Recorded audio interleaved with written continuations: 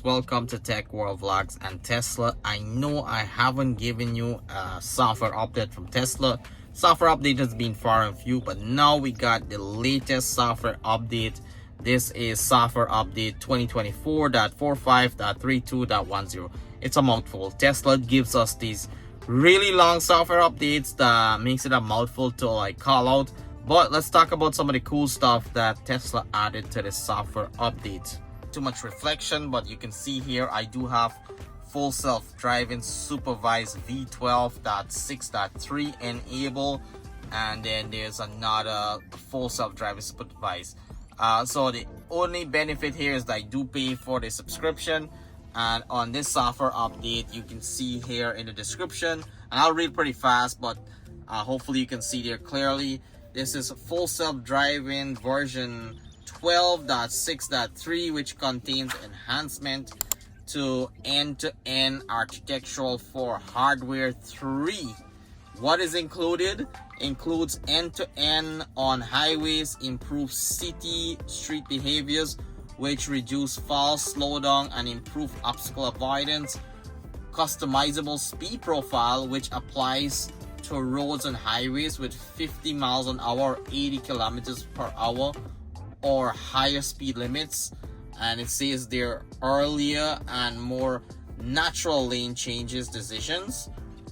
Redesign control for smoother and more accurate tracking, and maximum speed update where autopilot determines the suitable speed without allowed limits. This is really important when I'm driving. Sometimes the cars are because of the road conditions, raining, whatever the case may be, the cars are just going slower, and maintaining the set speed limit is sort of dangerous. So I like that it's incorporating the existing speed limits on the road given the road condition, and then utilizing that in the adaptive self-driving. So pretty cool.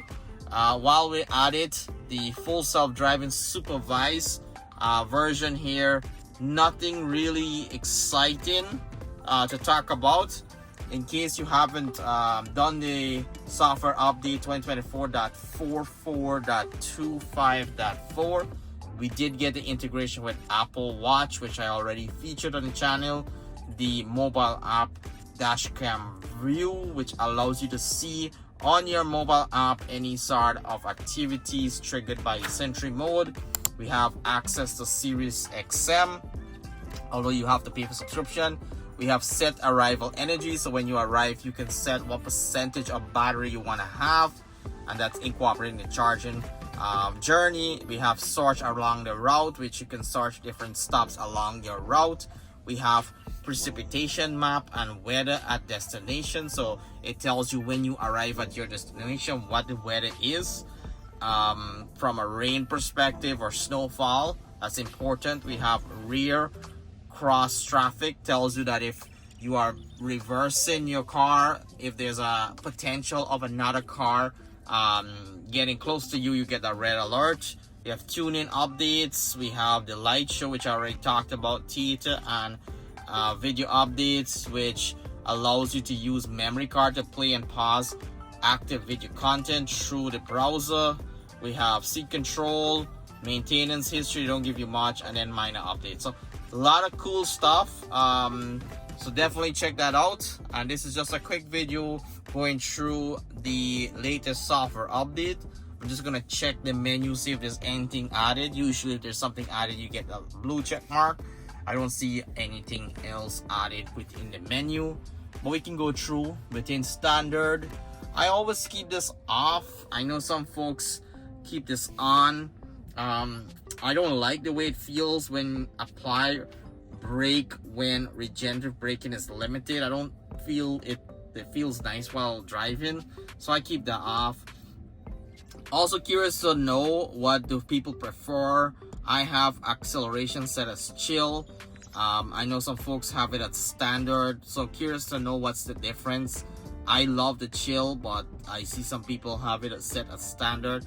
And then steering, I have it on standard. I've also liked it on light, but I sort of landed on the standard. Let me know in the comment what sort of steering weight do y'all have yours set. And then sleeping mode, obviously. Stopping mode, I have it on hold. I did like the creep, but sometimes I am not looking to like creep up in certain roads, so I just keep it on hold because I want to pay attention to what's happening. So that's interesting. I want to know what y'all think is a better setting. I always keep my charge at 80%. I don't charge more than 80% unless I have a road trip. And this is the full self-drive. I guess this is new, so we see the new button here.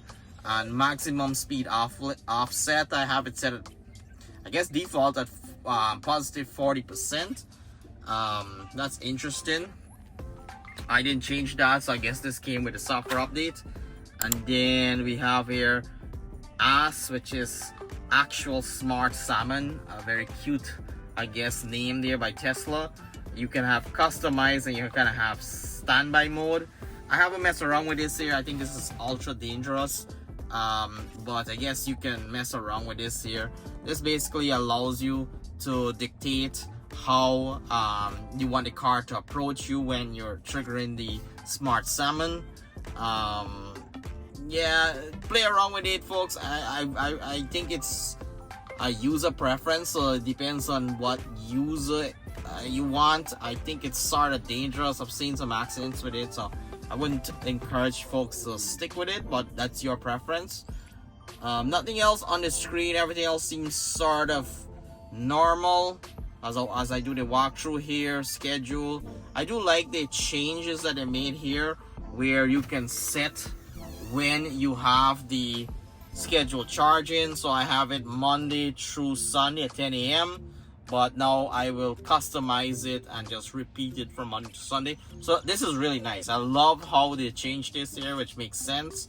My normal schedule is Monday through Friday at 6:15. I want the car to precondition. But yeah, that's nice what the Tesla did there. Quick walkthrough of the Tesla software update. Let me know in the comment what you think.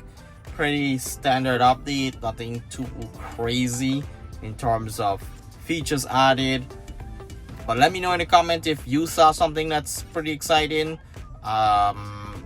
So far I'm not impressed, but I think Tesla's gotten to a point where there's only so much update they can provide the Model Y, so I think more investment is going towards the Cybertruck. But let me know in the comment below what you think, and make sure you subscribe, and we'll see you on the next video.